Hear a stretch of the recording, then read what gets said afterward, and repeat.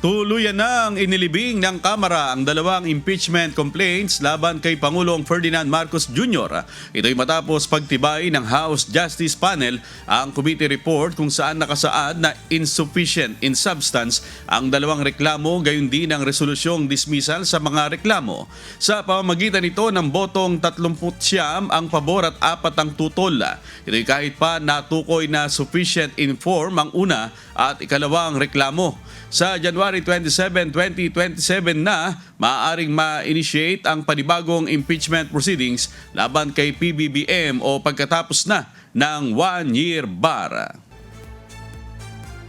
Dahil nanindigan ng Justice Committee na hindi sufficient in substance, ang De Jesus at Masa et al. Complaint ay pinagtibay na din na i-dismiss itong dalawang impeachment complaint na ito laban sa ating Pangulo.